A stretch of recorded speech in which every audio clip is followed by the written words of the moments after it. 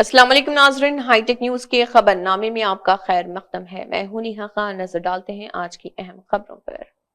दिल्ली के press club of India में Bharat first तंजीम के बैनर तले एक प्रेस कॉन्फ्रेंस का इनेकाद किया गया। आपको बता दें कि ये प्रेस कॉन्फ्रेंस हाल ही में मंजूर होने वाले वक्फ तरमीमी बिल की हिमायत में की गई थी, जिसे अब कानून की शक्ल में पास किया गया है। इस प्रेस कॉन्फ्रेंस में भारत फर्स्ट तंजीम के कौमी कन्वीनर सिराज कुरैशी और डॉक्टर इमरान चौधरी, एडवोकेट जावेद खान और कई जिम्मेदारान मौजूद रहे।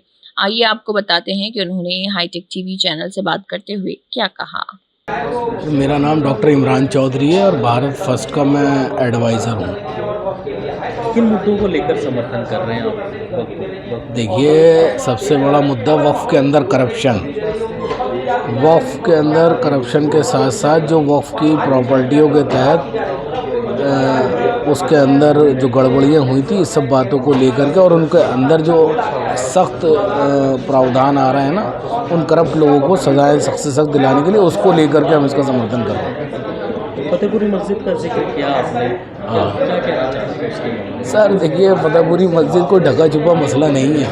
फतेहपुरी मस्जिद के चारों तरफ जो दुकानें हैं, उसके साथ जो स्कूल चलता है, उसमें जो मदरसा चलता है, आज उस मदरसे में पढ़ाने वाले टीचर्स की जो वहाँ पे मुहद्दिस और आलिम लोग बैठे हुए हैं, उनको तनख्वाहें नहीं दे रहा है वक्फ बोर्ड। साथ में जो वक्फ दुकानें हैं, उन दुकानों को जो लाखों के अंदर बिक रही हैं, करोड़ों में बिक रही हैं, उन दुकानों की रसीद वो सिर्फ चंद हज़ारों में काट रहा है। उनके किराए जो है, वो जिसका किराया इस वक्त लाखों रुपए महीना होना चाहिए, वो सिर्फ चंद सैकड़ों रुपए के अंदर उसका किराए की रसीदें बना रहा है। साथ ही जो उसमें एक स्कूल चल रहा था, उस स्कूल को ख़त्म करके उन्होंने प्राइमरी स्कूल को ख़त्म करके वहाँ मार्केट बना करके बेच दिए।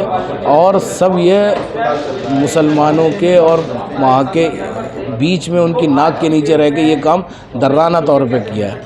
आप क्या मान रहे हैं, अगर ये चीज़ें लागू रहेंगी कानून के बाद में, इन चीज़ों में क्या रुकाव? बिल्कुल इसके अंदर रुकाव आएगा, बदलाव आएगा। और ये सब लोग जो आज सरकार के ख़िलाफ़, इस बिल के ख़िलाफ़ जो खड़े होकर के सड़कों पे आ रहे हैं ना, ये इनके वक्फ माफियाओं के, ये लैंड माफियाओं के जो लोग हैं, ये उनके आज उनके पेटों के ऊपर ये बात आ गई, तभी ये लोग बाहर निकले।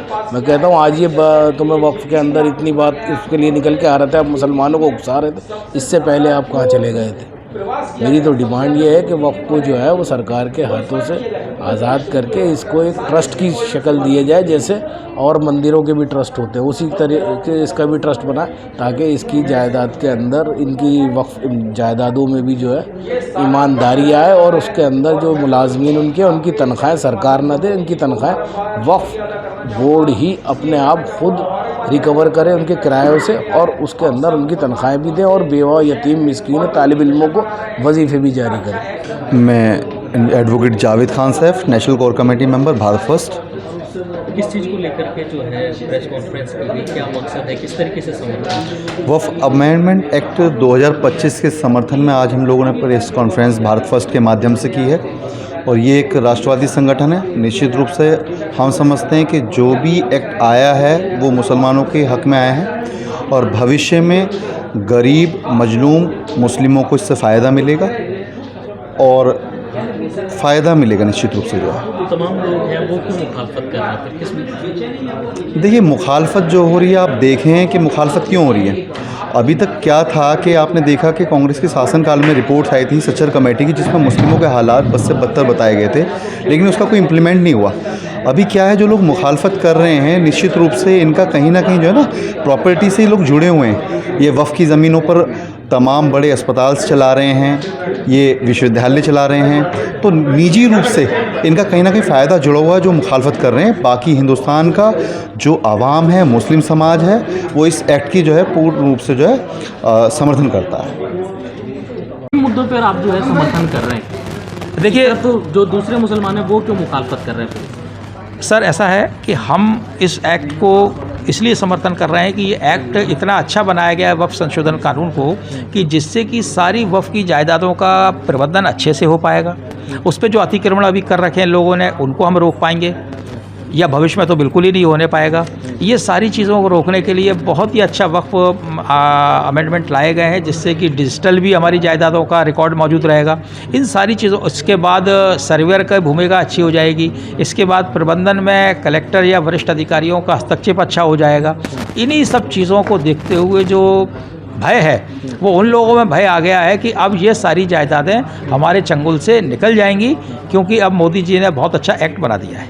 तो जो तमाम मिली तंजीमें हैं वो इसका विरोध कर रही हैं। मुस्लिम पर्सनल लॉ बोर्ड ने अभी इतना बड़ा प्रोग्राम करके जो है इसका विरोध किया तालकटोरा स्टेडियम। देखिए, आपको समझने में बड़ी आसानी हो जाएगी कि ये विरोध, आपको याद होगा सीए का जब चला था तो सीए में पूरी हिंदुस्तान को उन्होंने रोड पे लाने की कोशिश की थी। शाहीन बाग इस तरह के बड़े आंदोलन किए थे और मुसलमानों को 3-3, 4-4 महीने तक परेशान किया था, रोडों पे अटकाए रखा था हमारी माँ बहनों को, हमारे मासूम लोगों को ये भड़का कर कि तुम्हारी नागरिकता चली जाएगी, कागज़ नहीं है। और आज आप देखिए, इस बात को कई साल हो गए हैं, एक व्यक्ति की भी नागरिकता छिनी हो तो मुझे बताइए। तो इससे साफ उनका झूठ पता लग रहा है कि वो किसी मुद्दे पे लड़ते नहीं है, बस उन्हें तो मोदी सरकार का विरोध करना है और उस बात का विरोध करना है जिससे मुसलमानों का फ़ायदा मोदी सरकार कर रही हो। इस एक्ट के माध्यम से भी मोदी सरकार मुसलमानों का फ़ायदा कर रही है, वह जायदादों का फ़ायदा कर रही है, वो उनको हज़म नहीं हो पा रही है। शरीयत में मुदाखलत बताया जा रहा है इसको। बताएं ना, कौन सी शरीयत में हो रहा है, मुझे बताइए ना, किस शरीयत में हो रहा है। एक भी शरिया वो ऐसी नहीं बता पाएंगे कि इससे मदाखलत हो जाएगी, क्योंकि मैं आपको पहले भी बात अर्ज कर चुका हूँ कि Waqf board is not the religious body, it is the body established by the law. तो मदाखलत का तो तब सवाल आता जब वो मस्जिद के नमाज के बारे में बात करते या मस्जिद में जो कोई धार्मिक क्रिया हो रही है, मजहबी बात हो रही है, उसमें वो मदाखलत करते तब आती। अब ये प्रबंधन की बात है, उसमें बल्ब लगाने की, पुताई करने की, सफाई करने की, अतिक्रमण हटाने की बात कर रहा है, ये तो अच्छी बात है, इसका स्वागत करना चाहिए। तो सरकारें तो पहले भी ये सब चीज़ कर रही थी ना, स्टेट गवर्नमेंट क्यों, क्या यही कर रही थी सर, इसीलिए ही ये एक्ट लाया गया। एक्ट में इसका प्रोविजन मौजूद है पहले से ही। कहाँ बताइए, सेंट्रल गवर्नमेंट उसके अंदर बताइए कर ना। सकती है। मैं आपसे वही निवेदन कर रहा हूँ, एक भी जगह अगर ऐसा होता तो ये एक्ट लाना नहीं पड़ता, इतना कर रहा एक्ट, इतना मजबूत प्रोविज़न नहीं लाना पड़ते। आपने जो लचर व्यवस्थाएं पिछले बार देखी हैं, जिससे हज़ारों हज़ार करोड़ की हमारी संपत्ति वक्फ की चली गई है और एक भी फ़ायदा नहीं मिल पा रहा है, ज़्यादातर कब्रिस्तान घिरने की स्थिति आ गई है। हम लोगों को अब ये फिक्र होने लगी है कि हमें गढ़ने के लिए भी जगह मिलेगी कि नहीं मिलेगी। सच्चाई बता रहा हूँ। अब ये कहा जा रहा है कि पसमानदा मुसलमानों को उनका हक दिलाने की बात कर रही है सरकार, तो पसमानदा मुसलमान कौन? देखिए, मैं तो ये बात कर रहा हूँ कि पसमानदा तो हम पिछड़े को ही बोलेंगे, मगर सच्चाई ये है कि सरकार सबके साथ है। मोदी जी को जब आप सुनेंगे तो आपको उनको पता लग जाएगा, उन्होंने स्पष्ट रूप से बोल दिया है कि मेरे लिए हर नागरिक समान है। वो तो मुसलमानों की बात नहीं, वो तो हिंदू मुसलमान में फ़र्क नहीं करते हैं। वो तो हमेशा से ये कहते हैं कि मैंने तो एक बार उनसे किसी ने इंटरव्यू में पूछा कि आपने मुसलमानों के लिए क्या कहा, उन्होंने कहा कि मैंने मुसलमानों के लिए कुछ नहीं किया। तो उन्होंने कहा, अरे, तो उन्होंने कहा नहीं, मैंने ना हिंदू के लिए कुछ किया, ना मुसलमान के लिए, ना सिख के लिए, मैंने अपनी जनता के लिए किया। तो वो आज भी अपनी जनता के लिए यही करते हैं। हमें हिंदू मुसलमान में उसको नहीं बांटना चाहिए।